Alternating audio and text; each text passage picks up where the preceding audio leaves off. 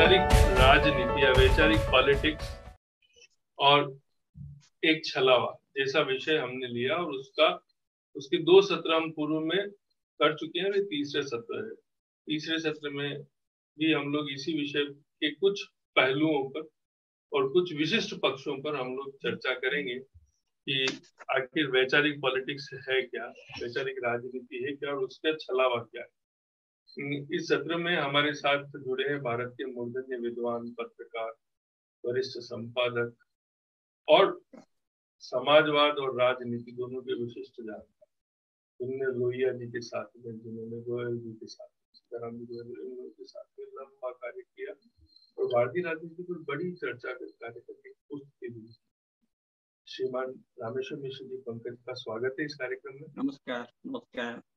और हम लोग इसकी प्रस्तावना ये है कि वर्तमान में जो अभी बदलाव आ रहा है राजनीति और राजनीतिक दलों का, और राजनीति में राजनीतिक दलों का आविर्भाव कैसे हुआ, राजनीति का आविर्भाव क्या है, तो राजनीति में समाजवाद के परिप्रेक्ष्य में जो कुछ हुआ उससे राजनीतिक दल कैसे प्रभावित हुए, इन सभी विषयों पर हम चर्चा करेंगे।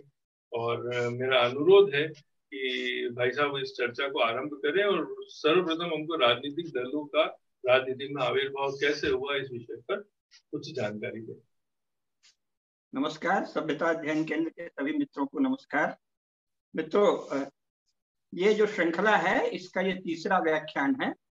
सबसे पहले मैंने राजनीति और पॉलिटिक्स दोनों का अंतर बताते हुए दोनों के विचार की स्थिति क्या है, दोनों में किस विचार का प्रतिनिधित्व होता है और पॉलिटिक्स जिसे कहते हैं उसमें विचार किस तरह से एक कोड वर्ड है, उसका वह सामान्य अर्थ नहीं होता जो कि दैनिक जीवन में थॉट या विचार के रूप में चर्चा में आता है कि इनके ये विचार हैं, उनको विचार है, ऐसा नहीं, बल्कि पॉलिटिक्स में थॉट का एक विशेष अर्थ होता है, तो वो मैंने बताया। इसके बाद दूसरे व्याख्यान में हमने ये बताया कि इस यूरोप की जो पृष्ठभूमि है, क्योंकि किसी भी संस्था को उसके ऐतिहासिक संदर्भ में ही जाना जा सकता है, तो यूरोपीय संदर्भ में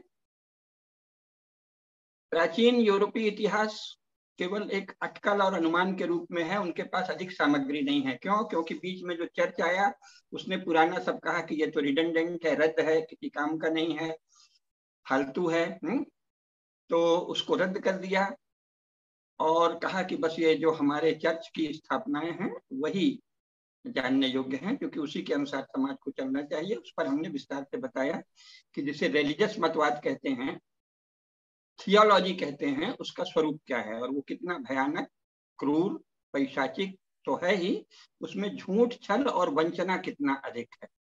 और जब चूंकि सभी जगह मनुष्य तो एक ही है, जैसे भारत में ऐसे यूरोप में, लेकिन भारत में उस ज्ञान की, संस्कार की अपनी एक परंपरा रही है जो इस समय भले शिथिल हो, लेकिन हजारों साल तक बहुत ही प्रशस्त परंपरा रही है। और ये लोग जो भारत से अथवा मध्य एशिया के अन्य क्षेत्रों से यूरोप के अलग अलग इलाकों में गए, वो उनके पास अपनी जो परंपरा रही भी हो अगर स्मृति के रूप में, तो क्रिश्चियनिटी जो 10वीं शताब्दी ईस्वी से शक्तिशाली होने लगी, 16वीं तक वो स्वीडन, स्विट्जरलैंड वगैरह में 16वीं शताब्दी ईस्वी के आसपास पहुंची है उत्तर में, तो तब तक लगातार मार काट के उसने पुरानी स्मृति को नष्ट कर दिया। लेकिन 17वीं से जब वो दुनिया में जाने लगे तो उनका संपर्क हुआ, तो उनको लगा कि अरे हमें भी अपना कुछ पुराना बताना चाहिए। तो जो 2-4 फटे पन्ने मिलते थे, मिले या उनके बारे में कोई चर्चा सुनी कहीं से भी, उन्होंने कह दिया कि प्लेटो के ये विचार थे, अरिस्टोटल के ये विचार थे, सोक्रेटिस के ये विचार थे। उनकी वास्तविक लिखी हुई कोई पुस्तकें यूरोप में आज तक उपलब्ध नहीं है। उनके बारे में किसी ने लिखा, फिर जिसने लिखा उसके बारे में किसी अन्य ने लिखा, ऐसा केवल जिसे अटकल पच्चू कहते हैं वो है, क्योंकि शताब्दियों तक चर्च ने प्लेटो, एरिस्टोटल, सोक्रेटिस इनकी पढ़ाई को प्रतिबंधित कर दिया था। तो ये हमने बताया। फिर जो मनुष्य हैं वहाँ के, उन्होंने रिलीजियस थियोलॉजी का यानी क्रिश्चियन थियोलॉजी का भयानक रूप देखा, तो उसके विरुद्ध बहुत से आंदोलन होने लगे। हालांकि बड़े कठोर अनुशासन में ही वो आंदोलन संभव थे। चर्च की जकड़न इतनी भयंकर है कि विरोध भी बहुत ही दबी हुई भाषा में, बहुत ही अनुशासित भाषा में, समर्पण की भाषा में होता था। तो जैसे वैज्ञानिकों को उन्होंने कहा मृत्यु दंड है, आजीवन कारावास है, कुछ भी है, तो उन्होंने बड़े उससे सफाई दी कि नहीं नहीं हम चर्च को ही मानते हैं। पर इस विषय में जरा सा ये है गैलीलियोवादी ने तो भयंकर दमन चर्च ने वहां किया। तो उसके विरुद्ध बड़ी ही चतुराई से, शालीनता से जो आंदोलन चला, उसमें पुराने जो राज्य घराने थे, जो वस्तुतः मूलतः तो सूर्यवंश और चंद्रवंश के ही ऑफशूट्स हैं, उनके निकले हुए परिशिष्ट हैं, लेकिन तब तक ब्राह्मणों और विद्वानों और शास्त्रों की संगति से रहित होने के कारण वो म्लेच्छ हो चुके थे। तो फिर भी उनमें कुछ संस्कार था, तो उनको अच्छा मौका लगा, तो उन्होंने कहा कि ये चर्च के प्रति जो अनुराग है उसको थोड़ा ढीला किया जाए और राज्य के प्रति अनुराग जगाया जाए। उसको उन्होंने नेशन स्टेट कहा। तो 19वीं शताब्दी ईस्वी में नेशन स्टेट का फॉर्मेशन यूरोप में शुरू हुआ पहली बार। प्रयास तो 18वीं शताब्दी से शुरू हो गए थे, लेकिन वस्तुतः नेशन स्टेट 19वीं शताब्दी ईस्वी में बने।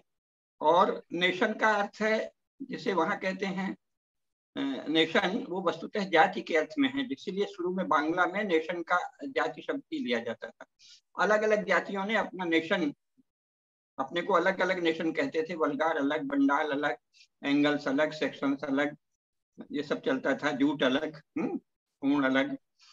लेकिन फिर इन्होंने अलग अलग जो पावरफुल स्टेट्स बनाने की कोशिश की, तो उसमें अन्यों का भी समायोजन किया, इस तरह नेशन स्टेट बने 19वीं शताब्दी में। तो चर्च पूरी तरह शक्तिहीन नहीं हुआ, लेकिन इन्होंने कोशिश की कि चर्च के प्रति जो अंधश्रद्धा है अथवा जो भयंकर उसकी जकड़न है कि तुम क्या खाओगे, क्या नहीं खाओगे, कब अपनी पत्नी से मिलोगे, कब नहीं मिलोगे, कौन सा दिन मिलने पर तुम्हारी संतान वैध है, कौन सा दिन नहीं, कौन सा दिन मिलने पर संतान, भले तुम्हारी विवाहिता पत्नी से संतान है पर वो अवैध है और फिर वो अनाथ घोषित हो जाएगी और चर्च को देना पड़ेगा, आदि आदि जो दुनिया भर की। और विवाहित स्त्री पहले ही दिन पादरी के कान में बताए कि मेरे मन में क्या क्या सेक्स के भाव आए थे, आदि बहुत ही अश्लील, बहुत ही विभत्स, बहुत ही घिनौनी जो प्रथाएं थी, उनके विरुद्ध बड़े विनम्र आंदोलन हुए। तो उसमें से नेशन स्टेट यानी थियोलॉजी की जगह अब नेशन स्टेट का उदय हुआ कि भाई आप अपने राष्ट्र के प्रति प्रेम करिए, जिसका अर्थ था कि एक समान ओरिजिन के लोग, एक जाति के लोग, जिनका इतिहास एक है, भाषा एक है, स्मृति एक है, एक समूह हो। इसीलिए भारत की जो मुख्य जातियां हैं उनमें से एक एक बड़ी जाति के बराबर ही है एक एक राष्ट्र, इससे ज्यादा संख्या किसी भी नेशन स्टेट की नहीं है यूरोप में। तो उसके आधार पे नेशन स्टेट 19वीं शताब्दी ईस्वी में पहली बार बने। हमारे यहाँ ज्यादातर लोगों को पता नहीं है, 16वीं 17वीं शताब्दी में जो वहां से भिखमंगे, कंगाल और दरिद्र लोग भाग के 2 पैसा कमाने किसी तरह आते थे, तो यहाँ ऐसे ऐसे वीर हो गए हैं कि उनको भी बता दिया कि वो बड़ी योजना से आए थे अंग्रेज भारत को गुलाम बनाने। खैर आज का वो विषय नहीं है, लेकिन वो बहुत ही अज्ञान और मूर्खता भारत में फैलाई गई। तो 19वीं शताब्दी ईस्वी में जो नेशन स्टेट बने उसमें पॉलिटिकल पार्टीज का उदय हुआ। तो नेशन स्टेट पहले हैं, पॉलिटिकल पार्टी बाद में। कोई भी नेशन स्टेट पार्टियों के कारण नहीं है, जैसा हम आगे अगले किसी व्याख्यान में बताएंगे, चौथे या 5वें में। आज तक यूरोप का जो भी नेशन स्टेट है वो अगर एक है तो उसमें पॉलिटिकल पार्टी का मुख्य रोल नहीं है, उसके दूसरे रोल हैं जिन पे हम अगले व्याख्यान में बताएंगे। कोई क्राउन के अधीन है, कोई चर्च के अधीन है। यानी नेशन स्टेट को यूनाइटेड रखने वाली शक्ति क्या है?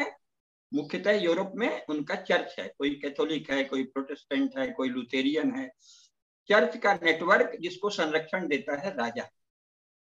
तो यूरोप के प्रत्येक नेशन स्टेट का आधार क्या है? वहां का रिलीजन, वहां का चर्च और चर्च का नेटवर्क, जो कि मोहल्ले से, जिसे पेरिश कहते हैं, मोहल्ले के चर्च को पेरिश कहते हैं। मोहल्ले से लेके राष्ट्र के स्तर तक चर्च का नेटवर्क है परंपरागत। उससे बाहर जो लोग हैं उनको पहले तो खत्म कर दिया गया। अब जब दुनिया भर में फैले तो अपने नेशन स्टेट की समृद्धि के लिए अन्य समाजों को भी आने देते हैं और बहुत कुछ उदारता भी नागरिक कानूनों में बनाई गई है। लेकिन जब वो बढ़े हैं नेशन स्टेट के रूप में तो वो बहुत ही कठोर थे, अपने अपने चर्च के प्रति बहुत कठोर थे। तो नेशन स्टेट पहले है। नेशन स्टेट की एकता का आधार चर्च और क्राउन है। जिस पर हम अगले व्याख्यान में प्रकाश डालेंगे। आज का जो विषय है उसमें यह कि पॉलिटिकल पार्टीज का उदय और विकास कैसे हुआ। भाई साहब, तो इससे पहले एक प्रश्न मैं आपसे पूछना चाहूंगा जी कि नेशन स्टेट अगर मजहबी आधार पर, रिलीजियन आधार पर ही बने थे, तो उनका कॉन्स्टिट्यूशन का जो फ्रेम है, संविधान का निर्माण है, वो भी तो उसी चर्च के आधार पर ही, चर्च का संविधान ही होना चाहिए। हाँ, उसी के आधार पर है। तो पूर्ण राजनीतिक व्यवस्था जो है वो पेपल स्टेट का ही हिस्सा होनी चाहिए। नहीं, पेपल स्टेट का इस अर्थ में नहीं है कि वो लिबरल है, कह सकते हैं थोड़ी। पेपल स्टेट तो बहुत ही क्रूर था, है ना, एक। और दूसरे कई देशों ने अपने नेशनल चर्च बना लिए, जैसे इंग्लैंड का ही चर्च ऑफ इंग्लैंड, है ना। तो वो तो पेपल स्टेट से बाहर है। अगर पेपेसी का जो मूल अर्थ है पोप वाला, अगर चर्च के हेड को ही अपन पेपल कहें तब तो सब पेपल स्टेट है। लेकिन हेड तो पोप जो है वो रोमन कैथोलिक्स का हेड है ना, प्रोटेस्टेंट का हेड पोप नहीं है, लुथेरियन का हेड भी पोप नहीं है, ईस्टर्न ऑर्थोडॉक्स का हेड पोप नहीं है। वो सम्मान करते हैं लेकिन वो उनका हेड नहीं। तो इस अर्थ में पेपल स्टेट नहीं है, लेकिन उसी का एक एक्सटेंशन है, ठीक है। तो उनकी बाइंडिंग फोर्स जो है, असल में अपन अगर भारतीय शब्दावली में देखें तो आध्यात्मिक मान्यताएं ही किसी भी नेशन स्टेट की बाइंडिंग फोर्स हैं। अब वो आध्यात्मिक मान्यताएं श्रेष्ठ होंगी ये आवश्यक नहीं है। भारत में ये बड़ा भ्रम हो गया है, क्योंकि सब अंग्रेजी का अनुवाद चल रहा है, वो सोचते हैं कि अध्यात्म कोई बड़ी चीज है। नहीं, जैसे आहार विहार सब चीज में, भोजन में, पूजा में, तप में, वाणी में, सब में कहा गया है ना कि ये सात्विक है, ये तामसिक है, ये राजसिक है।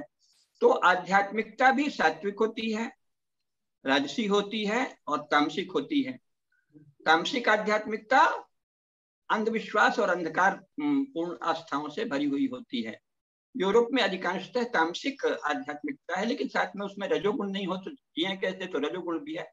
सात्विकता तो जो चर्च के विरोधी हैं, तथाकथित अध्यात्म के जो विरोधी हैं, जो एथियस्ट लोग हैं, थियोलॉजी के विरोधी, जिनको यहाँ बहुत टम्बस नास्तिक कह दिया जाता है, नास्तिक नहीं है, जो एथियस्ट है अर्थात किसी क्रिश्चियन थियोलॉजी को नहीं मानता, वो आध्यात्मिक है सात्विक अर्थ में। वो अपने को मानवतावादी कहता है, एथियस्ट कहता है, वो नास्तिक नहीं है। वो एक परम सत्ता को सर्वत्र व्याप्त मानता है और ये नहीं मानता कि कोई पर्सनल गॉड है, केवल क्रिश्चियनिटी का एक खास गॉड है और बाकी के गॉड फॉल्स गॉड हैं आदि। जो नहीं मानता उसको हम कह सकते हैं वो थोड़ा सात्विक अध्यात्म को मानता है। लेकिन जितने राज्य हैं वो रजोगुणी अध्यात्म और तामसिक अध्यात्म का मिश्रण। लेकिन फिर भी नेशन स्टेट जो कायम है वो उनकी आध्यात्मिक विचार जो भी, यानी ईश्वर के या गॉड के या परम सत्ता के विषय में विचार, व्यक्तियों के, आत्माओं के विषय में विचार, जीवन और जगत के विषय में जो रिलीजियस विचार हैं, उसी के आधार पर नेशन स्टेट एक।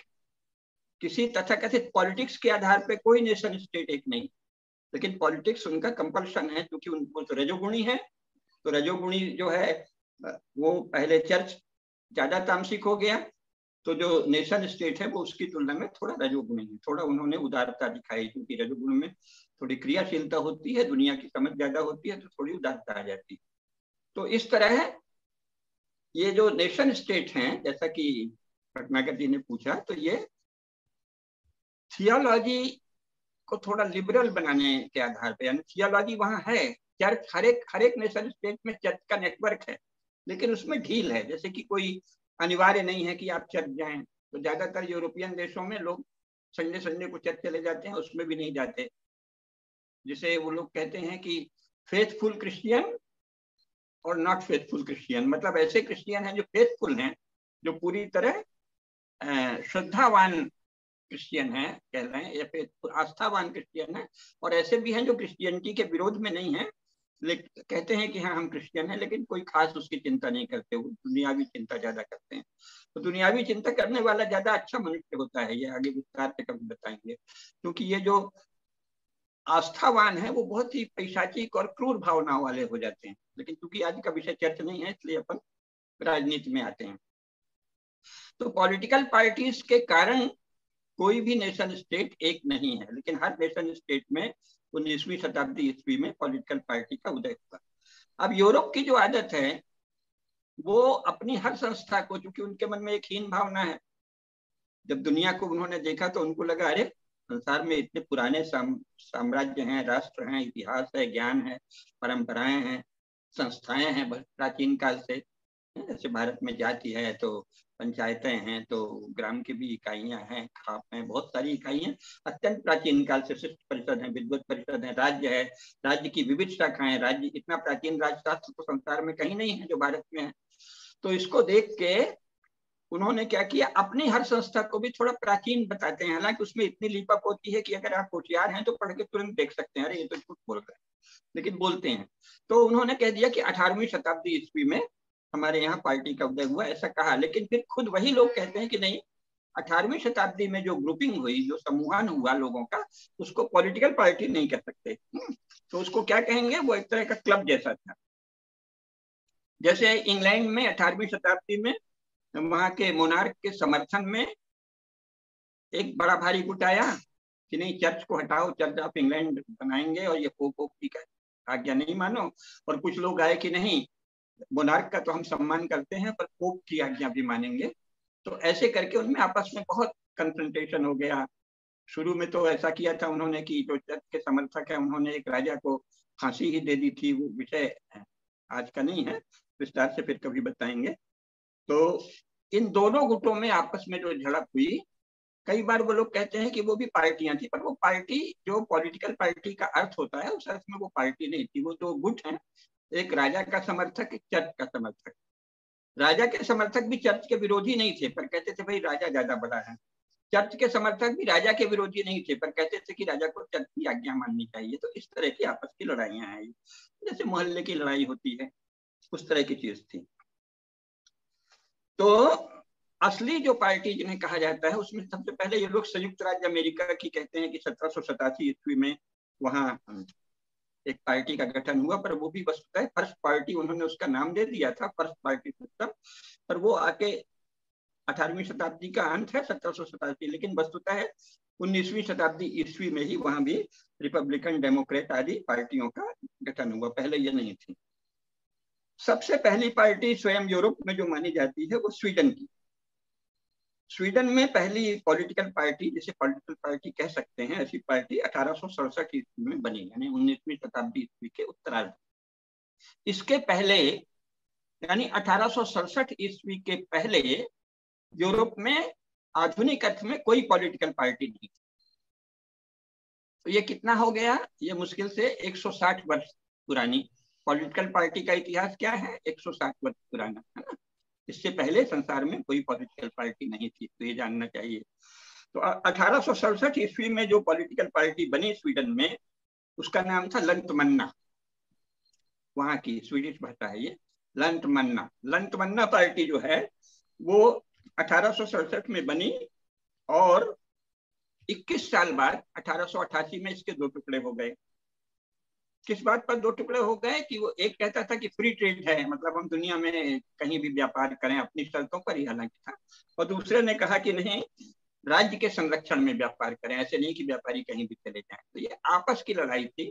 व्यापारी थोड़ी ज्यादा स्वाधीनता चाहते थे और जो राज्य के समर्थक थे वो उन पर नियंत्रण चाहते थे। ये दो पार्टियां बनी हैं। तो ये लंतमन्ना की ही दो धाराएं हैं। 1888 में अलग हो गए, दो टुकड़े हो गए, और इसके बाद फिर एक हो गए कुछ ही समय बाद। और 7 साल बाद यानी 1895 में ये एक हो गए, और फिर 1912 तक एक रहे। इसके बाद वहां दूसरी पार्टियां बन गई, लंतमन्ना पार्टी समाप्त हो गई और नेशनल प्रोग्रेसिव पार्टी बनी और मॉडरेट पार्टी बनी। तो ये 20वीं शताब्दी ईस्वी में ही ये विकसित हुए हैं इस पर। अब जो सबसे ध्यान देने की बात है कि पॉलिटिकल पार्टी चूंकि यूरोप की संरचना है, तो यूरोप के राजनीति शास्त्री उसकी जो परिभाषा बताते हैं वही तो मान्य होगी। भारत में तो कोई पॉलिटिकल पार्टी की कल्पना ही नहीं थी। नितांत भारतीय वस्तु है पॉलिटिकल पार्टी, क्योंकि यहाँ तो समाज की कल्पना थी। तो समाज का प्रतिनिधि कोई संगठन हो, राज्य जो है वो समाज को प्रतिनिधित्व करे, उसकी शोभा बने, उसकी सुंदरता बने, ये सब एक अलग पूरा संपूर्ण विचार का नीचे से ऊपर तक, शिखर तक एक अलग ही संरचना है। और वहां चूंकि पॉलिटिकल पार्टी 19वीं शताब्दी ईस्वी में उदित होकर लगभग 20वीं शताब्दी ईस्वी में दुनिया में फैली, तो उनकी एक अलग संरचना है। तो पॉलिटिकल पार्टी की क्या परिभाषा है? अलग अलग राजनीति शास्त्री हैं, लगभग सबकी एक ही परिभाषा है, मिलती जुलती, बाकी उनमें आपस में थोड़ी बारीकी के भेद होते हैं। तो एंडन डी मोर्स हैं, एक बड़े भारी राजनीति शास्त्री हुए हैं, उनके अनुसार राजनीतिक दल क्या है? समान राजनीतिक लक्ष्यों वाला एक टिकाऊ संगठन होता है पॉलिटिकल पार्टी, जो समाज के या नेशन के किसी एक या कुछ एक समूहों के हितों और लक्ष्यों को तात्कालिक तौर पर आगे बढ़ाने के लिए गठित किया जाता है। ये स्पष्ट है। संसार की कोई भी पार्टी संपूर्ण समाज का प्रतिनिधित्व नहीं करती और उसने कभी दावा भी नहीं किया। जिसने किया है उस पर भी थोड़ी देर में आएंगे। कम्युनिस्ट पार्टियों ने दावा किया है तो उन्होंने तो महाविनाश किया है।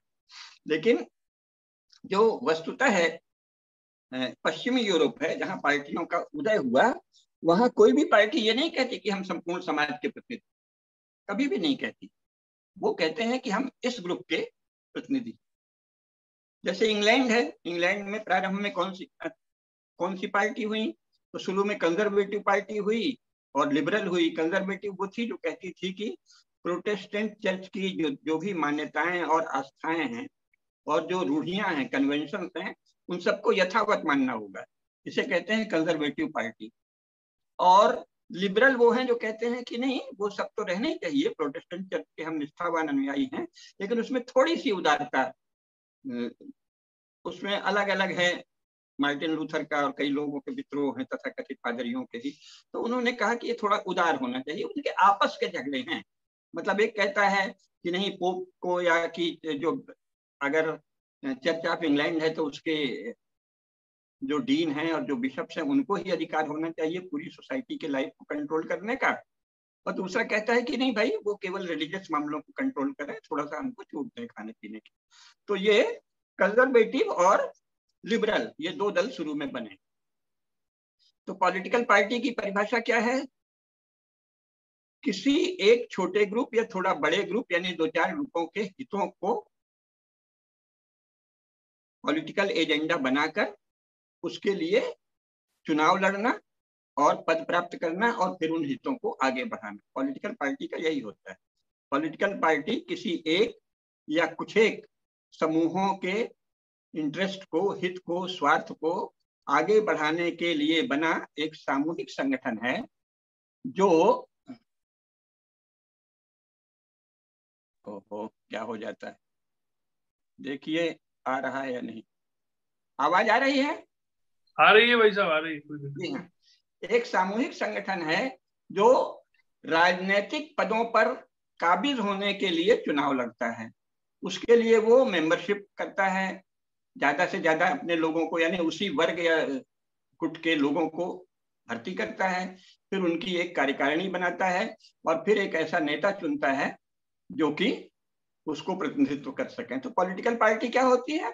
या तो किसी एक ग्रुप का या कुछ ग्रुपों के समूह का गठबंधन होती है। उनके स्वार्थ को पॉलिटिकल ऑफिसेज में काबिज होकर आगे बढ़ाना, यही पॉलिटिकल पार्टी का लक्ष्य है। लेकिन क्योंकि नेशन स्टेट के अंतर्गत बनी थी, इसलिए हर पार्टी को ये कहना पड़ता है कि ये हमारे जो पार्टी के पॉलिटिकल एजेंडा है, इसी से नेशन समृद्ध होगा। लेकिन ये कोई नहीं कहता कि पूरे समाज के हित के लिए है। नेशन की बात करते हैं और नहीं तो अपने सेक्शन की। जैसे कंजर्वेटिव हैं तो वो कहेंगे कि जो पक्के फेथफुल प्रोटेस्टेंट क्रिश्चियन हैं, हम उनके हितों को आगे बढ़ाएंगे, इसी से नेशन मजबूत होगा। तो जो लिबरल हैं वो कहेंगे नहीं नहीं, इससे नेशन कमजोर होता है, तो हम इन विचारों को आगे बढ़ाएंगे, इससे नेशन। तो नेशन की बात तो करते हैं, लेकिन संपूर्ण समाज की बात तो कोई नहीं करता। पार्टी के स्वभाव में, स्वरूप में ये निहित है कि वो समाज के किसी एक सेक्शन की प्रतिनिधि होती है। कभी भी समाज की प्रतिनिधि पार्टी संसार में आज तक नहीं बनी। ठीक है। इसके अतिरिक्त तो पहले वहां इंटरेस्ट ग्रुप होते थे, बाद में ये पॉलिटिकल पार्टियां बन गई। तो जैसा मैंने बताया, कंजर्वेटिव थे, लेबर थे, फिर इसी तरह दुनिया के अन्य देशों में भी बने। अब इसके बाद क्या हुआ है, राजनीतिक दलों की जो संरचना है उसमें स्पष्ट रूप से ये होता है कि भाई हम फलाने सेक्शन के प्रतिनिधि हैं, इसके हितों को आगे बढ़ाएंगे। जैसे रिपब्लिकन और डेमोक्रेट हैं, तो वहां भी स्पष्ट है कि हम हमारे जो रिपब्लिकन विचारों वाले लोग हैं, हम उनको आगे बढ़ाएंगे। डेमोक्रेट कहते हैं उन पर। वो कोई विचारों का उस अर्थ में टकराव नहीं है अलग अलग ग्रुप के स्वार्थों का टकराव है, और वो खुलकर कहते हैं कि हम इनके विरोधी हैं। उसी को वो लॉबी भी कहते हैं, अलग अलग लॉबी बनाते हैं। तो ये जो विचार आया, ये कहाँ से आया? तो विचार जो है, जैसा मैंने पिछली बार बताया था, थियोलॉजी से जब यूरोप के ईसाई घबरा गए तो उन्होंने कहा कि भाई कुछ और करना चाहिए। तो एक तो नेशन स्टेट बनाया, और एक ये जो मार्क्स वगैरह हुए, ये बहुत अध्ययन मनन किया उन्होंने। जो भी पादरी लोग संसार के बारे में बताते थे उसको बहुत ही श्रद्धा से मार्क्स स्वीकार कर लेता था। बड़ा तपस्वी किस्म का जीव था। वहीं लंदन की लाइब्रेरी में बैठे बैठे जो कुछ उसको बताया गया सब मान लिया। उसके मन में भी ये पूरी श्रद्धा थी कि शासन तो दुनिया में अंग्रेजों और यूरोपीय लोगों को ही करना है। ये ध्यान रखिए कि मूल आस्था सबकी एक है। एशिया के लोग, अफ्रीका के लोग स्वयं अपना शासन करने योग्य हैं, ऐसा तो मार्क्स ने कभी कहा ही नहीं। भारत के लिए तो उसने साफ साफ कहा कि या तो मुसलमान शासन करें या ईसाई शासन करें, तभी भारत का उद्धार होगा, नहीं तो ये बहुत ही जड़ गतिशील गतिहीन समाज है हिंदू। तो ये तो आवश्यक है, तो अच्छा है कि मुसलमान न करें, हमारे क्रिश्चियन लोग शासन करें, ये स्पष्ट है। तो यूरोप में ऐसा कोई चिंतक नहीं हुआ अभी तक जो संपूर्ण मनुष्यों को एक मानता हो। पर यहाँ मूर्ख लोग हैं, यहाँ कहते रहते हैं, वो ये मान के चलते हैं कि हम यूरोपीय लोग ही शासन के लिए पैदा हुए हैं और ईसाइयत को ही शासन का अधिकार है। ये मार्क्स भी मानता था। तो ये जो पॉलिटिकल पार्टियां हैं, इसको आइडियोलॉजी का रूप मार्क्स और एंगल्स ने दिया। उसके बाद बहुत सारे सोशलिस्ट ग्रुप्स बने, उन्होंने भी दिया। फ्रेंच क्रांति जिसे कहते हैं। अब इसमें से एक एक शाखा के विस्तार में अगर जाएंगे तो उसी में 1 घंटा बीत जाएगा, इसलिए मैं कुछ रूप में बोल रहा हूँ। जिसे फ्रेंच, यहाँ भारत में तो हर विदेशी चीज पर ऐसे मुग्ध होते हैं जैसे पता नहीं कहाँ की मुग्धा नायिकाएं हैं भारत के बड़े पढ़े लिखे लोग, और अपनी हर संस्था से चिढ़ते हैं। सच्चाई क्या है, फ्रेंच क्रांति में मुश्किल से 500 लोग कुल शामिल हुए थे, जो एक मोहल्ले के बराबर भी नहीं होते, और आपस में थोड़ा लड़े झगड़े, मामूली मामूली लोग हैं। इसी तरह इंग्लैंड में जो पार्टी बनी थी शुरू में, उसमें दोनों ही पार्टियों में लगभग 5-5 हजार कुल सदस्य थे। कुल 10,000 लोगों का खेल था। ये कोई इंग्लैंड के लोगों की संस्था थोड़ी थी, वहां ऐसा कोई उपाय ही नहीं है कि लोगों की संस्था बने। तो इन्होंने कहा कि नहीं, अब तो क्योंकि साइंस का कुछ, उस समय साइंस की न्यूटोनियन खोज हो रही थी, तो इन्होंने उससे प्रेरणा ले ली। आइडियोलॉजी, थियोलॉजी में तो ये था कि गॉड है, और गॉड ने आज तक कुल जब से सृष्टि बनी तब से आज तक बड़ी मुश्किल से एक ही बेटा पैदा किया है, बड़ा लाडला, उसका नाम है जीसस। तो लाखों या करोड़ों या हजारों वर्षों में गॉड ने बहुत मेहनत करके एक लड़का पैदा किया है। उस लड़के को ये संसार सौंप दिया है। लड़के की दुल्हन है चर्च। तो जीसस ने, जैसा मैंने पिछली बार बताया, चर्च जीसस की दुल्हन है। तो चर्च, जीसस ने क्या किया कि गॉड को भी और दुनिया की संपत्ति को भी चर्च के अधीन कर दिया। इसलिए हर चर्च ये दावा करने लगा कि संसार में हम ही को शासन करने का अधिकार है। अब जाहिर है जहां ये भावना रहेगी तो आपस में लड़ेंगे मरेंगे। तो हर चर्च आपस में खून खराबा करता रहा। कैथोलिक प्रोटेस्टेंटों को मारते रहे, कैथोलिकों के अलग अलग गुट एक दूसरे को मारते रहे, लुथेरियन इन दोनों को मारते रहे, ऑर्थोडॉक्स इन तीनों को मारते रहे, यही सब होगा। तो पॉलिटिकल पार्टी में भी यही है। पॉलिटिकल पार्टी का लक्ष्य राजनीतिक पदों पर आरूढ़ होकर अपने आधारभूत समूह के स्वार्थ को आगे बढ़ाना है। ये उसका ऑफिशियल, उसकी परिभाषा ही है। तो जब आपके मन में प्रतिस्पर्धा, अपने स्वार्थ को आगे बढ़ाने की प्रतिस्पर्धा आपका आधार है, तो इसका परिणाम क्या होता है, आपके भीतर भी आ जाएगी। इसलिए हर पार्टी में भीतरी दांवपेच भी बहुत चलते हैं। हर पार्टी में संसार की, ये मत समझिए कि भारत में चलते हैं। यहाँ तो अपनी निंदा की आदत पड़ी है। इंग्लैंड की पार्टियों में जो कलह होता है, आप उसको सुने तो चकित रह जाएंगे। भयंकर कलह शुरू में होता था, इधर थोड़ा सा परिष्कार आया है। खूब गाली गलौज करते थे इंग्लैंड के कंजर्वेटिव और लिबरल एक दूसरे को, फिर लेबर लोग बहुत गालियां देते। तो पार्टियों में आंतरिक स्पर्धा स्वाभाविक है। क्यों? क्योंकि उनकी संरचना ही स्पर्धा पूर्वक चुनाव लड़कर राजनीतिक पदों पर कब्जे के लिए है। लेकिन फर्क ये होता है कि इस आंतरिक स्पर्धा को जो कार्यकारिणी होती है राजनीतिक दल की, वो नियंत्रित करती है। क्योंकि आपको फिर कल को उसी के अनुशासन में ही तो आपको कैंडिडेट बनना है, नहीं तो आपको टिकट ही नहीं मिलेगा। और सीधे बाकी जो चुनाव है सत्ता के लिए, उसमें सब कुछ ठीक माना जाता है, सिवाय इसके कि राज्य के जो बने बनाए कानून हैं, जिस राज्य का जो कानून है उसको, उसके अंतर्गत हम अपराधी नहीं सिद्ध हो, हम पर अभियोग नहीं है। तो ऐसे काम नहीं करें जो बने बनाए कानूनों में हमको पकड़ लिया जाए, हम पर मुकदमा चला दिया जाए, केवल उससे बचते हैं। सिद्धांत रूप में वो सब कुछ को ठीक मानते हैं, क्योंकि ये मानते हैं कि everything is fair in love and वार, और पॉलिटिक्स भी एक तरह का वार है। तो प्रेम और युद्ध में, राजनीतिक युद्ध में भी सब कुछ जायज है, सिर्फ ये है कि अपने को बचा के रखो, जेल मत जाना, कानून जो बने हैं उनका पालन करना। तो ऐसा बहुत ही खुला खेल है। तो समाज से पॉलिटिकल पार्टीज का क्या संबंध है? समाज से पॉलिटिकल पार्टीज का संबंध प्रतिस्पर्धा का है। अपने गुट के स्वार्थ को आगे बढ़ाना, भिन्न गुटों के स्वार्थ को दमित करना या उनको अपने नियंत्रण में लेना, और इसी में नेशन स्टेट का हित बताना, ये पॉलिटिकल पार्टियों का मूल स्वभाव। तो इसको जानना चाहिए। तो फिर इसमें सब अलग अलग पार्टियां बनी। जैसे इंग्लैंड में पहले कंजर्वेटिव और ये थी, फिर इसके लिबरल पार्टी थी, फिर इनका संयुक्त मोर्चा भी बनता रहा। स्वयं 1945 में कंजर्वेटिव पार्टी और लिबरल पार्टी का संयुक्त मोर्चा बना है, तब चर्चिल प्रधानमंत्री हुए हैं, क्योंकि चर्चिल पहले लिबरल पार्टी में थे। हालांकि पार्टियां भी बदलना वहां मामूली बात थी। स्वयं चर्चिल पहले कंजर्वेटिव पार्टी के सदस्य थे, फिर लिबरल पार्टी में गए, फिर दोबारा कंजर्वेटिव पार्टी में आए। 3 बार उन्होंने 2 बार दल बदला। तो ऐसे चलते रहते थे, और इससे उनकी छवि में कोई अंतर नहीं आया, क्योंकि लोगों को पता था कि ये पार्टी तो इस तरह है, प्रतिस्पर्धा के लिए, पदों की कब्जे के लिए है। और लेकिन जब कम्युनिस्ट आए, यानी मार्क्स ने जब प्रतिपादन किया, तो उसने ये कह दिया कि नहीं, 2 वर्गों में स्थायी संघर्ष। पहले तो ये होता था कि भाई आप समाज में आपस में मिलजुल के भी रहेंगे, लेकिन अपने वर्ग को, जैसे हम व्यापारियों की पार्टी हैं, व्यापारियों के हितों को अधिक बढ़ाएंगे, दूसरा किसानों के हितों को अधिक बढ़ाएगा। लेकिन इसने ये कहा कि सभ्यताओं का विकास ही वर्ग संघर्ष से हुआ है।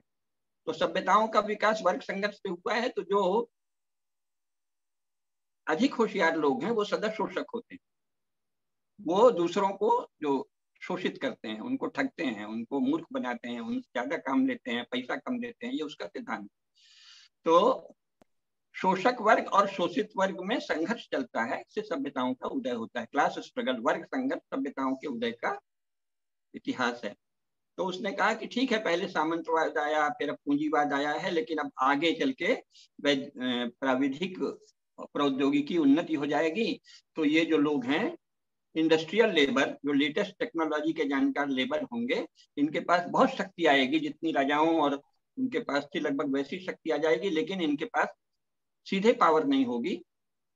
तो कहा कि ऐसे करो कि सब इंडस्ट्रियल लेबर यानी प्रोलेटेरियत, सर्वहारा मिलकर क्रांति कर देना और उससे सत्ता छीन लेना। तो जब सत्ता छीनोगे तो आपको तो सब आधुनिक यंत्र चलाना आता ही है, लेटेस्ट, तो उनके द्वारा आप सत्ता में आ जाएंगे, तो इन सबको जो शोषक हैं इनको खत्म कर देना। उस सिद्धांत में बहुत पोल है, उसकी अभी नहीं जाएंगे, जो कि बहुत से यूरोप के लोगों ने भी उसी समय पूछा था। हमारी आवश्यकता उतनी नहीं है।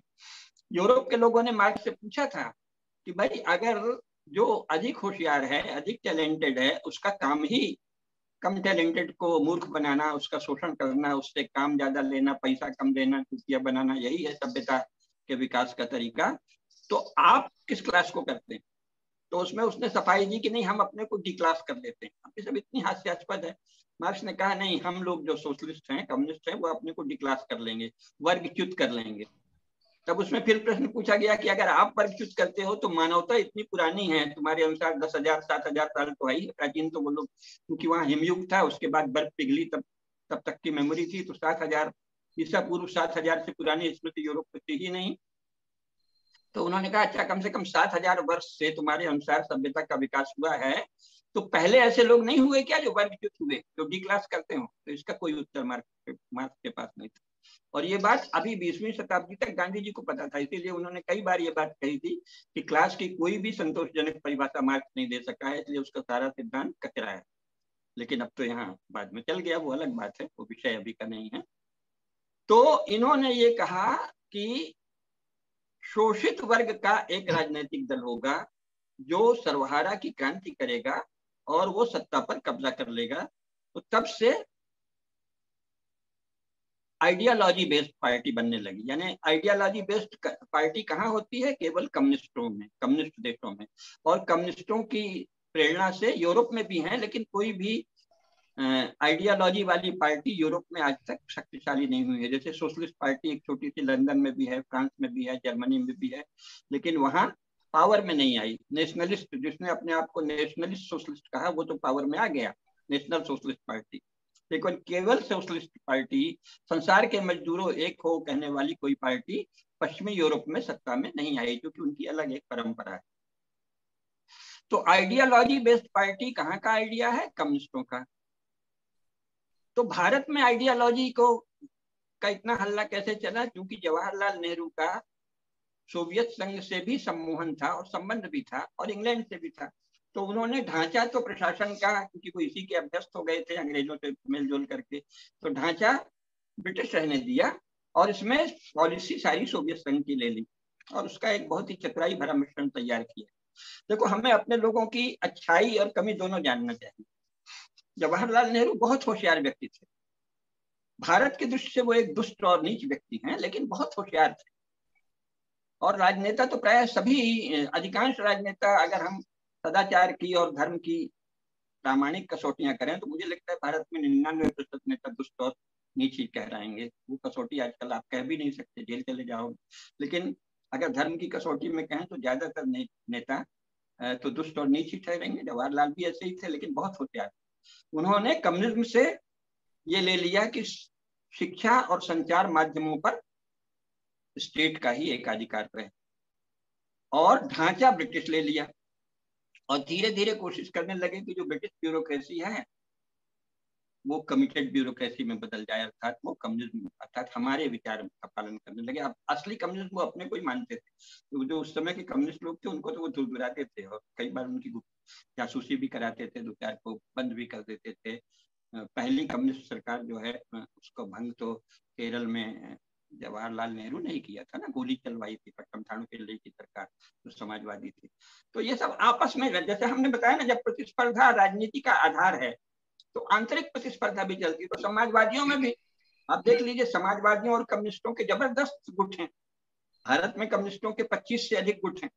मार्क्सवादी, लेनिनवादी, फिर उसके सीपीआई, सीपीएम, सीपीएमएल, इसके बाद भी फलाना गुट, चारू गुट, कानू सान्याल गुट, सब चलते रहते हैं। क्यों? क्योंकि जब प्रतिस्पर्धा आपके आधार है, बेस है, तो आपके भीतर भी वही आ जाएगी, सत्ता की प्रतिस्पर्धा। तो आइडियोलॉजी की बात तब से चली कि जवाहरलाल ने आइडियोलॉजी स्वयं तो ज्यादा नहीं कही, लेकिन अपने चाटुकारों के द्वारा, अपने सेवकों के द्वारा यहाँ उसको विचारधारा के रूप में फैला दी। तो विचारधारा, विचारधारा, विचारधारा। और शिक्षा पर एकाधिकार किसका है? जवाहरलाल का, उनके शासन का, समाजवादी या कम्युनिस्टों का, मुख्यतः कम्युनिस्टों का। तो जो पढ़ लिख कर लोग निकले, शिक्षित हिंदू, जो सनातन धर्म की चेतना से, विद्या परंपरा से कट गए, क्योंकि अंग्रेजों ने योजना पूर्वक सनातन धर्म को नष्ट किया था। जैसा हमने प्रारंभ में बताया है कि ब्राह्मणों और बौद्धिकों से उनको सबसे ज्यादा संकट हुआ, तो वो इनके विरुद्ध योजना पूर्वक उन्होंने दुष्प्रचार शुरू किया और बाद में सोचा कि ये यहाँ की शिक्षा ही सब चीजों की जड़ है, तो शिक्षा को नष्ट कर दो। तो उसके लिए अपना दलाल राम मोहन राय, एक मामूली सा क्लर्क था, उसको बढ़ाया। फिर कहा कि चल तुझे उससे एक मुगल नवाब से लिखवा देते हैं कि तू राजा है, आदि आदि। दुनिया भर के छल छल पर ही सारे ये इस तरह के लोग टिकते हैं, सारी औपनिवेशिक सत्ताएं। तो इस तरह से किया उन्होंने। शिक्षा तो नष्ट है, भारतीय शिक्षा। मान लो आर्य समाज के गुरुकुलों में कुछ है भी, तो उनको फिर आधुनिक चीजों का पता नहीं है। हमारे धर्माचार्य भी परंपरागत विद्या से बहुत जानकार हैं, लेकिन यूरोप की राजनीति क्या है, वर्तमान में भारत में राज्य किन सिद्धांतों से चल रहा है, इसका कोई अध्ययन नहीं होता। वही पुराना 15 अगस्त 1947 के पहले के भारत में जी रहे हैं। उस समय जो विद्या पढ़ाई जाती थी, कोशिश कर रहे हैं ये लोग कि ब्रिटिश शिक्षा को छोड़ के उसको पढ़ें। लेकिन घटना तो घट गई है ना। 15 अगस्त 1947 को भारतीय शिक्षा को अपदस्थ कर दिया गया, भारतीय ज्ञान परंपरा को विधिक शक्ति से रहित बना दिया गया। आप पढ़ सकते हैं लोकतंत्र के नाते, लेकिन उसकी कोई मान्यता नहीं है, सर्टिफिकेट नहीं है, कुछ नहीं है, ऐसा कर दिया गया। तो इसलिए जो लोग अपने आप को सनातन धर्म का पालन करने वाला मानते थे, लेकिन राजनीतिक इच्छाओं वाले थे, वो भी विचारधारा रखने लगे। अच्छा, अब विचारों को पता नहीं था दुनिया का, तो उन्होंने सोचा कि विचारधारा कोई बड़ी जोरदार चीज। तो ऐसे करो कि ये कम्युनिज्म और समाजवाद बड़ी खतरनाक विचारधारा है, तो इसके जवाब में राष्ट्रवाद रखो। और किसी ने कोई और शब्द कह दिया, तो ये सब भी तो यूरोपीय धारणाएं हैं भाई। राष्ट्रवाद क्या होता है? राष्ट्रभक्ति होता है, राष्ट्र की चेतना होती है, राष्ट्र की ज्ञान परंपरा होती है, उसकी सेवा करना। राज्य के विषय में जब आप चिंतन ये नहीं करेंगे कि राज्य राजनीतिक संस्था है कि पॉलिटिकल इंस्टीट्यूशन है। अगर राजनीतिक संस्था है तो उसे संपूर्ण समाज का प्रतिनिधि मूलक संस्था बनना होगा, दल तो वहां हो ही नहीं सकता। जिस समय भारतीय आधारों पर राज्य बनेगा तो दलों को तो या तो आप दल विहीन कोई लोकतंत्र लाएंगे, या दलों को इस बात के लिए विवश कर देंगे कि वो भारतीय जो संस्कार हैं, भारतीय जो परंपराएं हैं, भारतीय जो ज्ञान है, भारतीय जो आदर्श है, उन्हीं की बात करें और उनमें आपस में थोड़ा नुक्ताचीन, जैसे संप्रदाय होते हैं, ये शैव है, ये वैष्णव है, ये शाक्त है, ऐसे जो प्रतिस्पर्धा करते हैं सनातन धर्म के मूलाधार को मानते हुए, उसी प्रकार राजनीतिक दल भी रह सकते हैं। लेकिन एक समाजवादी है, एक राष्ट्रवादी है, यूरोपीय अलग अलग मतवादों के आधार पर, वो तो हो ही नहीं सकता। क्योंकि अगर आप संपूर्ण समाज की बात नहीं करते, बात भर की बात नहीं है, समाज के प्रतिनिधि आप नहीं है, समाज की ज्ञान धारा, समाज के मूल्य, समाज के आदर्श, समाज के नियम, समाज के जो सार्वभौम नियम हैं, जो सारे मानव जाति के लिए हैं, अगर आप उन पर आग्रह नहीं करते तो आप भारतीय काहे के हैं? लेकिन वो चल रहा है। तो जैसा हमने बताया, पॉलिटिकल आइडियोलॉजी, जिसको हिंदी में या भारतीय भाषाओं में विचारधारा कह के अनुवाद किया गया, ये स्वभाव से ही विघटनकारी, स्वभाव से ही कलहकारी, स्वभाव से ही समाज का हित नहीं कर सकती है। उसके स्वभाव में ही नहीं था कि वो समाज का हित करे। वो समाज के किसी एक गुट का, वर्ग का या अनेक गुटों का प्रतिनिधित्व कर सकती है। लेकिन इसमें क्या है कि इस बात की, हमारे यहाँ कहा गया शत्रु की भी गुणों की प्रशंसा करनी चाहिए और दोषों की निंदा। तो यूरोप, जो आधुनिक यूरोप है, जैसा मैंने बताया, ईसाई जो थे, चर्च जो था, वो तो छल, पाखंड और झूठ का साकार रूप है। हाँ जी, बाद में बात करेंगे, रिकॉर्डिंग चल रही। तो वो छल का तो साकार रूप है। लेकिन जो आधुनिक वैज्ञानिक चेतना के नाम पर, जो उनमें बहुत से ऐसे लोग भी हैं जो सत्यनिष्ठ हैं, जानकार हैं, तो वो अब झूठ नहीं बोलते। कम से कम ऐसा भयंकर झूठ कूटनीति में तो करते हैं, लेकिन विचारों में कोशिश करते हैं कि सच बोले। तो इसीलिए कम्युनिस्ट भी, जो यूरोपीय कम्युनिस्ट हैं पश्चिमी यूरोप के, वो तो खुलेआम कहते हैं कि भाई हम शोषित वर्ग के प्रतिनिधि। वो इसीलिए वो उतना फैल नहीं पाए समाज में। पश्चिमी यूरोप में कहीं भी कम्युनिस्ट पार्टी ताकत में नहीं आई। और जो कंजर्वेटिव है वो कहते हैं कि हम तो, जो कंजर्वेटिव लोग हैं, जो प्रोटेस्टेंट चर्च की पहले की आस्थाओं पर कट्टर हैं, हम उनके प्रतिनिधि हैं। लिबरल कहते हैं कि नहीं, हम जो थोड़ा उदार लोग हैं उनके प्रतिनिधि हैं। रिपब्लिकन कहते हैं कि हम ये जो रिपब्लिकन विचार हैं, इनमें कोई विचारधारा का झगड़ा नहीं है। पश्चिमी यूरोप की कोई भी पार्टी कोई एक मतवाद नहीं देती कि हम इस मतवाद के अनुयायी हैं। साफ साफ कहती हम इस वर्ग के प्रतिनिधि हैं और अमुक अमुक चीजों को बढ़ाएंगे आगे, और उसके आधार पर वो समर्थन जुटाते हैं। इतनी सच्चाई उनमें आ गई है आधुनिक काल में, कम से कम 20वीं शताब्दी के उत्तरार्ध में उनको ये बोलना पड़ता है, क्योंकि वहाँ एकेडमिक्स भी डेवलप हो गई है। तो भाई हम इस चीज के प्रतिनिधि, अमुक विचार के हैं, पर विचारधारा नहीं है। क्योंकि विचारधारा क्या करती है? विचारधारा कहती है कि नहीं, ये संसार के बारे में, जैसे कम्युनिज्म एक विचारधारा है, तो उसने मान लिया है कि सभ्यताओं का उदय वर्ग संघर्ष से हुआ है और वर्गों में आपस में शत्रुता है और उनमें वर्ग युद्ध होगा, इसलिए उनको आपस में घृणा करनी चाहिए। वर्ग घृणा, वर्ग विद्वेष, वर्ग वैर, ये उनके सैद्धांतिक आधार है। और इसलिए सत्ता में आने पर वर्ग शत्रुओं का सफाया कर देना चाहिए, ये उनके सैद्धांतिक आधार हैं। लेकिन फिर भी एक खास बात यह है कि पश्चिमी यूरोप में तो कभी भी कम्युनिस्ट सफल नहीं हुए। आइडियोलॉजी के आधार पर कोई पार्टी पश्चिमी यूरोप में नहीं है। वो सब आपस में कहते हैं कि हम इन नीतियों को मानते हैं, इन विचारों को मानते हैं। लेकिन एक मतवाद ऊपर से नीचे तक, क्योंकि मतवाद क्या करता है? जीवन के विषय में, जगत के विषय में, ईश्वर के विषय में, आस्थाओं के विषय में, धर्म के विषय में कुछ निश्चित नियम बनाता है। उससे बाहर आप हो तो आप उस मतवाद के द्वारा तिरस्कृत होंगे। तो ऐसा इसमें एक प्रश्न बनता है जी भाई साहब, इसमें एक प्रश्न बनता है विशिष्ट। हाँ, हाँ। जैसे भारत में दो ध्रुव है राजनीति के, नेहरू और लोहिया। हाँ वैसे ही यूरोप में भी दो ध्रुव खड़े हुए, रॉबर्ट ओवेन और मार्क्स।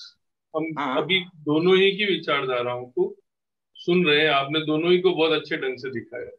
हम्म। लेकिन मेरा ये प्रश्न है कि अगर ओवेन और मार्क्स और नेहरू और लोहिया के राजनीतिक सिद्धांतों और तुलनात्मक राजनीतिक संरचना का हम अध्ययन करें तो कैसे नजर आएंगे? किसका किसका अध्ययन करते हैं? नेहरू और लोहिया, हम्म। और वैसे ही मार्क्स और ओवेन को देखेंगे हम। शायद हाँ भारत में नेहरू और लोहिया वैसे ही है जैसे मार्क्स और ओवेन यूरोप के लिए। हाँ हाँ। तो तो बताया कैसे ना, नजर आएंगे? मार्क्स तो अपने जीवन में कभी भी सफल ही नहीं हुए राजनीतिक दल बनाने में, है ना। और जो लोग, आपने मार्क्सवाद का अध्ययन किया होगा तो आप जानते हैं कि सोवियत संघ में जो हुआ वो मार्क्स से उसका कोई संबंध नहीं। हाँ बिल्कुल। वो जो लोग भी सोवियत संघ के पार्टी को कम्युनिस्ट पार्टी कहते हैं या चीन की पार्टी को, वो मार्क्सवाद से अनजान है, अनपढ़ लोग। क्योंकि मार्क्स के सिद्धांत में ये निहित है कि जो औद्योगिक ढंग से बहुत विकसित समाज होगा वहीं पर क्रांति होगी। क्योंकि सर्वहारा का अर्थ होता है इंडस्ट्रियल लेबर, एडवांस्ड इंडस्ट्री के लेबर को सर्वहारा कहते हैं। साधारण गरीब मजदूर को वो पेटी बुर्जुआ कहता है, रिक्शे वाले हैं तो खेतीहर मजदूर हैं, तो वो पेटी बुर्जुआ वर्ग के द्वारा क्रांति की कोई बात मार्क्स ने नहीं कही है। और सोवियत संघ एक खेतीहर समाज था जहाँ खेतीहर मजदूर थे, और इन लोगों ने मार्क्स को एक सिर के बल पर उल्टा खड़ा कर दिया। इन्होंने कहा नहीं, समाज तो पिछड़ा रहेगा पर क्रांति हम कम्युनिस्ट करेंगे, तो ये तो असंभव बात है। इसीलिए इनको हत्यारों, लुटेरों और बदमाशों के गैंग माना जाता है। तो लेनिन और स्टालिन से मार्क्स के चिंतन का कोई संबंध नहीं। ये तो राज्य के बल पर उन्होंने सब जगह अपने एजेंट खड़े किए और भारत में भी कम्युनिस्ट पार्टी बन गई। भारत की कम्युनिस्ट पार्टी का अंग्रेजों और लेनिन और स्टालिन से तो संबंध है, मार्क्स के चिंतन से कोई संबंध नहीं। अब जहां तक भारत की बात है, भारत में लोहिया में चूंकि संस्कार थे, पतंजलि योग सूत्र वगैरह भी उन्होंने पढ़ा था और साथ ही यूरोप से प्रभावित भी थे, तो उन्होंने आखिर हमेशा उन्होंने ऐसे वाक्य कहे हैं जो बहुत ही सुंदर और प्रभावी है। जैसे वो कहते थे कि धर्म दीर्घकालिक राजनीति है और राजनीति अल्पकालीन धर्म, है ना। लेकिन यहाँ एक बात ध्यान रखनी होगी, हमको इन सब पर अधिक ध्यान इसलिए नहीं केंद्रित करना कि ये लोग भी अंत में तो एक परंपरा जो आ गई है ब्रिटिश भारतीय शिक्षा की, उसके ही उत्पाद है ना। तो हम इन तक क्यों सीमित रहे? लोहिया और नेहरू दोनों को ही नहीं देखना चाहिए। और हम तो कहते हैं जो बाद के नेता हैं भाजपा आदि के, वो भी विचार के लिए हमको इनसे परे जाना होगा। व्यवहार में तो ठीक है, व्यवहार में नेहरू की तुलना में लोहिया बहुत श्रेष्ठ हैं क्योंकि वो राष्ट्रभक्त हैं। वो कहते हैं कि जैसे मनुष्य की सीमा उसकी चमड़ी है, उसी तरह देश की सीमाएं देश की चमड़ी के समान है, उस पर कोई छू भी दे तो प्रचंड विरोध करना चाहिए। तो प्रचंड राष्ट्रभक्त हैं, रामकृष्ण और शिव की बात करते हैं, भारतीय भाषाओं की बात करते हैं, भारतीय ज्ञान परंपरा की बात करते हैं। लेकिन एक और बात है, लोहिया तो अकेले ही है ना। लोहिया का एक भी अनुयायी ऐसा नहीं है जिसे आप लोहियाइट कह सकें। मधुलिमय तो बाकायदे सोवियत संघ के एजेंट हो गए थे, और राजनारायण वगैरह जो है ये एक तरह से प्रैक्टिकल पॉलिटिशियन है, इनका कोई ज्ञान दर्शन से लेना देना नहीं था। तो लोहिया विचार प्रधान व्यक्ति थे, वो कोई पार्टी नहीं खड़ी कर पाए, उनके नाम से कुछ लोग इकट्ठे हुए, फिर वो नष्ट हो गए। फिर ये जातिवादी समूह बहुत बाद में आ गया, जो चरण सिंह के चेले थे, मुलायम सिंह, तो उन्होंने अपने आप को सोचा समाजवाद बढ़िया नाम है तो समाजवाद कह दिया। तो लोहिया की तो परंपरा प्रारंभ ही नहीं हुई ना, लोहिया से प्रारंभ होकर उन्हीं में समाप्त हो गई। लोहिया का एक भी राजनीतिक अनुयायी भारत में नहीं है। नेहरू के राजनीतिक अनुयायी भारत में हर दल में। आप देख लीजिए कि नेहरू की भाषा तो कई बार मोदी जी भी बोलते हैं। तो नेहरू की धारा अभी चल रही है, क्यों चल रही है इस पर अलग से कभी विचार करेंगे। क्योंकि शिक्षा और संचार माध्यम पर नेहरू के शासन का अधिकार रहा, तो बच्चे क्या, आखिर हमारा मन कैसे बनता है, बुद्धि कैसे बनती है, योग शास्त्र में तो सब बताया ही है। जो आप पढ़ेंगे या सुनेंगे अपने घर में, आसपास और पुस्तकों में, उसी से तो मन बनेगा। अथवा फिर आप योग शास्त्र पढ़ेंगे, ध्यान करेंगे, तो उसमें भी शास्त्र पढ़ेंगे। स्वाध्याय, योग साधना में भी स्वाध्याय बहुत महत्वपूर्ण है, यानी पढ़ना तो पड़ेगा ही। आप शास्त्र पढ़ें या अभी की बुक्स पढ़ें और आसपास के लोगों की बात सुने, माता पिता, गुरुजन, परिजन, दुकानदार, बाजार, रेडियो, टीवी, उसी से विचार बनता है ना। सारे ही विचार नेहरू विचार के अधीन थे, उसी के अनुसार विश्वविद्यालय अनुदान आयोग बन गया। फिर ये तमाम, इंदिरा गांधी ने जवाहरलाल नेहरू विश्वविद्यालय बनाया, फिर ये भारतीय सामाजिक अनुसंधान परिषद, दार्शनिक अनुसंधान परिषद, साहित्य अकादमी आदि जो बनी है सब सोवियत मॉडल पे बनी है ना। सोवियत मॉडल का प्रयोजन ये था कि लेखक कौन है, दार्शनिक कौन है, ये राज्य तय करे। वही मॉडल अभी चल रहा है। भारतीय दार्शनिक अनुसंधान परिषद के लोग बताएंगे कि दार्शनिक कौन है। ये तो भारत में कोई परंपरा ही नहीं थी ना। ज्ञानी लोग ही बताएंगे कि कौन ज्ञानी है, ये नहीं कि स्टेट बताएगा। और ये तो स्टेट की शाखाएं हैं, ICSSR, ICPR, है ना, राज्य की शाखाएं, और राज्य के अफसर ये बताएंगे कि कौन दार्शनिक है, कौन लेखक है, वो उसको पुरस्कार देंगे। ये सब सोवियत मॉडल। तो सोवियत मॉडल इस अर्थ में नेहरू ही सफल हैं अभी तक। क्यों सफल हैं? क्योंकि भारत की जो मुख्य समाज है भारतीय, मेन स्ट्रीम हिंदू सोसाइटी, उसका प्रतिनिधित्व करने वाला कोई राजनीतिक दल अभी तक नहीं बना। क्योंकि प्रतिनिधित्व तो उसी को कहेंगे जो शास्त्रों को माने। और ये नहीं कि इसमें कोई कठिनाई है, बहुत सफाई दी जाती है, लेकिन सच ये है कि इसके लिए तो सर्वथा अनुकूल है, केवल थोड़ी सी बुद्धि लगानी है। जैसे यूनिवर्सल वैल्यूज कह दीजिए आप, सत्य, अहिंसा, संयम, ये भारत के आदर्श घोषित हो जाए कि हर नागरिक को इनका पालन करना पड़ेगा। तो आपने हिंदू धर्म नहीं कहा, सनातन धर्म नहीं कहा, लेकिन आप तो आ गए ना मेन स्ट्रीम में। भारत की मुख्य धारा क्या है कि हर मनुष्य के द्वारा यम और नियम पालनीय है। सत्य, अहिंसा, संयम, अचौर्य, मतलब बहुत अधिक अपव्यय नहीं करना, तो अपरिग्रह जिसे कहते हैं। तो पूर्ण अपरिग्रह तो केवल सन्यासी या उच्च स्तर का है, लेकिन कम से कम परिग्रह में कोई मर्यादा रखना, कोई सीमा रखना, तो वो धारा तो उभरी ही नहीं। लोहिया कभी कभी वो भाषा बोल देते थे, लेकिन लोहिया की कोई धारा भारत में नहीं है। और नेहरू की धारा सारे ही दलों में है, तो वो एक अलग विषय है। लेकिन हम ये बता रहे हैं कि जो पॉलिटिकल पार्टी हैं, ये जब या तो ये यूनिवर्सल वैल्यूज की बात करें, वो एक अलग बात है जिस पर अपन राज्य की जब बात करेंगे तब आएंगे। लेकिन राजनीतिक दलों का जो उद्भव और विकास हुआ है, उनकी संरचना में ये निहित है कि वो किसी एक सेक्शन को ही रिप्रेजेंट करते हैं, पूरी सोसाइटी को नहीं कर सकते अभी तक। और भारत में कोई दल ऐसा हुआ भी नहीं है। इसीलिए आप देखिए भाजपा भी सत्ता में आई है तो वो प्रायः उन्हीं वर्गों का वो कर रही है, मुसलमानों का भी, और तथाकथित schedule caste, schedule tribe, OBC, जो कुछ चल रहा था उसको यथावत स्वीकार किए। जाति की निंदा भी वो लोग स्पष्ट यथावत कर रहे हैं। और जाति के आधार पर आयोगों का गठन भी, जाति के आधार पर अनुसूचित जाति है, जाति के आधार पर अनुसूचित जनजाति है, जाति के आधार पर अन्य पिछड़ा वर्ग है।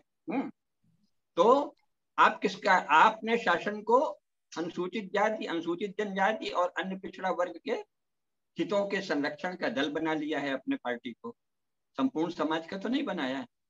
क्यों? क्योंकि पॉलिटिकल पार्टी वही नेहरूवियन और सोशलिस्ट मॉडल पे, आइडियोलॉजी पे चलते हैं। अगर आइडियोलॉजी पे न चल के आइडियाज और वैल्यूज पर चलें, विचारों और आदर्शों पर और मूल्यों पर चलें, तो भिन्न प्रकार की होगी। फिर वो सच्चाई को जानेंगे कि भाई सचमुच क्या इतिहास रहा है, क्या सचमुच कोई ऐसा शोषण रहा है कि पादरियों ने कह दिया कि शोषण है तो शोषण है, और कब तक रहेगा, उसका प्रतिनिधित्व कोई जांच होगी कि नहीं, कितने लोग किन पदों पर हैं, और केवल राज्य की बात है क्या कि संपत्ति की भी बात है। जिन जातियों के पास कृषि पशु और कृषि संपत्ति बहुत अधिक है वो भी आपके अनुसार शोषित है। वो सब एक, जब भारत की बात करेंगे तब चर्चा आएगी। तो कोई भी दल हिंदू समाज का प्रतिनिधित्व तो भारत में है ही नहीं। जो भारत का मेन स्ट्रीम है, जो हिंदू समाज की मुख्य धारा है, उसका प्रतिनिधित्व करने वाला एक भी दल भारत में क्यों नहीं है? क्योंकि सारी पॉलिटिकल पार्टीज आइडियोलॉजी के चक्कर में पड़ी, विचारधारा की। आइडियाज और वैल्यूज की बात को नहीं करती कि भाई सार्वभौम मूल्य, जो मानव मात्र के मूल्य हैं भारत में। भारत एकमात्र देश है, सनातन धर्म एकमात्र धारा है जहां सनातन मूल्य यानी मानव धर्म की बात कही गई। मनुस्मृति का नाम ही है मानव धर्म शास्त्र। संपूर्ण मनुष्यों के द्वारा पालनीय जो धर्म है, जिस दिन भारत का राज्य और भारत का कोई भी राजनीतिक दल इसकी घोषणा करेगा कि हम तो संपूर्ण मनुष्यों के द्वारा पालनीय मूल्यों पर विश्वास करते हैं, उस दिन वो भारत की मुख्य धारा का प्रतिनिधि होगा। अभी तो किसी ने ऐसा नहीं कर रखा है। अभी तो यह है कि इनके लिए ये है और माइनॉरिटीज के लिए अलग है। भाई माइनॉरिटीज मनुष्य नहीं है क्या? माइनॉरिटीज को सच नहीं बोलना चाहिए, माइनॉरिटीज को दूसरे के धन पे लालच करना चाहिए, माइनॉरिटीज को बलात्कार और हिंसा करना चाहिए। क्या करना चाहिए? माइनॉरिटीज को दूसरे से कहना चाहिए कि तुम्हारा धर्म गंदा है, हम बदल देंगे, तुम्हारे देवता झूठे हैं, 5 बार दिन में घोषणा करते हैं कि बस केवल हमारा देवता जो है वो आराध्य है, पूज्य है। ये तो असामाजिक राज्य का लक्षण है ना, अराजक जनपद का। क्योंकि कोई भी पार्टी इतने से बात नहीं कह पा रही है कि भाई भारत के सभी मनुष्यों के लिए हम समान सार्वभौम मूल्यों को स्थापित करेंगे, क्योंकि राज्य इसी के लिए है, और प्रयास करेंगे कि विश्व भर में ये हो। भारत का एक हिस्सा बन गया पाकिस्तान, तो पाकिस्तान ने तो घोषणा कर दी है कि हम अल्लाह को और कुरान को मानते हैं और सारे विश्व में अल्लाह और कुरान की का राज्य लाएंगे। ला पाए या नहीं, बांग्लादेश और अफगानिस्तान में भी यही घोषणा है। अरे आप हिंदू धर्म को छोड़ दीजिए, सार्वभौम मानवीय मूल्यों और मानव धर्म की बात तो कर सकते हैं। इस समय विश्व की परिस्थिति आपके अनुकूल है, लेकिन चूंकि चिंतन ही नहीं हुआ है, सारा चिंतन नेहरूवियन शिक्षा मॉडल से निकले हैं सब लोग, चाहे वो भाजपा के हों चाहे किसी भी दल के, तो उनकी विचारधारा, उनके इडियम्स, उनके मुहावरे, उनके नारे, उनकी शब्दावली सब वही हो गई है, तो वो वही बोले चले जाते हैं। तो राजनीतिक दल, अभी जो मुख्य बात है कि राजनीतिक दल सदा आधुनिक, यानी पॉलिटिकल पार्टी कहना ज्यादा सही है, पॉलिटिकल पार्टियां सदा सोसाइटी के किसी एक या कुछ एक सेक्शंस के इंटरेस्ट को प्राप्त करने के लिए चुनाव लड़ती हैं। उसके लिए वो संगठन बनाती हैं, सदस्यता बढ़ाती हैं, फिर एक कार्यकारिणी बनाती हैं, फिर अपना लीडर ढूंढती हैं, और चुनाव के द्वारा राजनीतिक पदों को प्राप्त करने की प्रतिस्पर्धा में रत संगठन का नाम ही पॉलिटिकल पार्टी है। मेरे ख्याल से आज का समय शायद हो गया। बिल्कुल हो गया, हो गया ना? बिल्कुल समय हो गया कि अभी और करना है? नहीं, बिल्कुल हो गया भाई साहब, समय हो गया, और बहुत अच्छे से ये विषय सामने आया है। बस इसमें अब एक सबमिशन, एक अंतिम परिणति को देख ले कि सुन ले आपसे कि राजनीतिक दलों के स्वार्थ चिंतन से जो चीजें उभरती है वो जातिगत और समूह आधारित राजनीति होने से होती है। क्या उनका निस्तारण किसी रास्ते से होना संभव होगा आने वाले समय में? नहीं होगा, क्योंकि जब तक कोई सचमुच मानव धर्म अथवा राष्ट्रीय परंपरा अथवा संपूर्ण राष्ट्र की बात करने वाला सच्चाई से कोई दल नहीं होगा, तब तक वो कोई निवारण नहीं कर पाएगा। वो बातें करेगा, बातें भी केवल भारत में होती है। देखिए, ये हमारी सुंदरता भी है, फैक्ट भी है। यानी भारत एकमात्र ऐसा दल है, ऐसा देश है जहाँ के सभी दलों को पूरे भारत की बात करनी पड़ती है, लेकिन वो क्या है, वो सब शोभा है। व्यवहार में वो भारतीय नहीं है ना, व्यवहार में वो अमुक जाति का पक्ष लेंगे नहीं, उसको कह देंगे ये शोषित है, ये दमित है, इसके साथ बड़ा अन्याय हुआ, कोई रिकॉर्ड है, कहीं कोई प्रमाण है? नहीं नहीं, कुछ नहीं, सब आप फालतू बात कर रहे हैं। हाँ, और स्त्रियों के साथ बड़ा अन्याय होता है, स्त्री कभी झूठ नहीं बोलती, आपने स्त्री को देख लिया तो आपने महापाप कर दिया। अरे भाई, आप भारतवर्ष में रहते हैं, कहाँ रहते हैं? इतने प्रकार के नर नारी संबंध होते हैं, प्रेम के, रस के। आप तो कल को भौजी और देवर एक दूसरे पे भौजियां देवरों पे मुकदमा कर देंगे कि ये तो हमसे मजाक कर रहा था। क्यों? अगर कोई भाई ने इशारा कर दिया कि इसकी संपत्ति छीननी, क्या कानून बना रहे हैं? आप में कोई सेंस ऑफ सोसाइटी नहीं है। क्यों? क्योंकि आपकी सेंस ऑफ अथॉरिटी गलत है। आपकी प्रमाण भावना यूरोपीय चिंतन के प्रति है, जो अभी नौनिहाल है।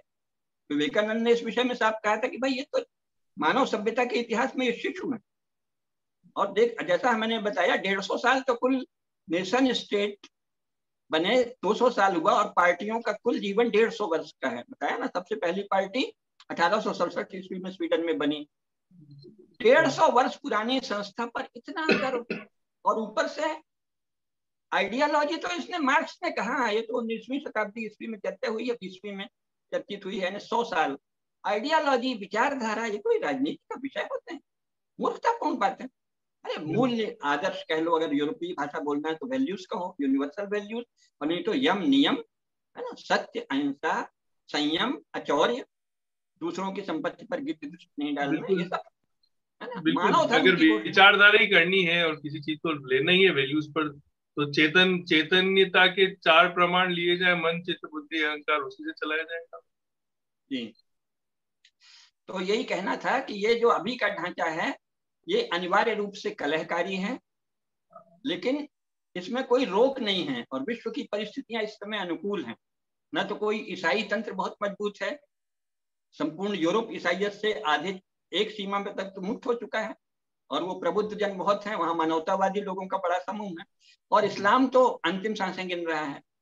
तो भारत के शासकों को ऐसी कोई व्यवस्था नहीं है कि वो ये यूरोपीय विचारों की जूठन इतनी दीनता और हीनता के साथ चबाएं, और अमुकवाद तमुकवाद, हमको राष्ट्रवादी समाजवादी अमुकवादी तमुकवादी होता है। इस कदर ये हीनता से, दैन्य से मुक्त होकर सनातन धर्म की सार्वभौम मूल्यों की बात करें, मानव धर्म की बात करें, ऐसी बात करें जो अंतरराष्ट्रीय स्तर पर स्वीकार्य होगी और आपकी प्रतिष्ठा होगी। और आपका जो मूल भाव है कि संपूर्ण राष्ट्र का हित किसमें है, उस पर चिंतन करें। ये समय आ गया है, उसमें पार्टी के ढांचे में कोई बाधा नहीं है। जो अभी की पार्टी है वही इसको अपना सकती है। सारा खेल दिमाग का है, विचार का। दिमाग के स्तर पर यूरोपीय चिंतन की जूठन चबाने से अगर मुक्त हो जाएं, तो अभी की कम से कम भाजपा संपूर्ण राष्ट्र का कल्याण कर सकती है। बिल्कुल।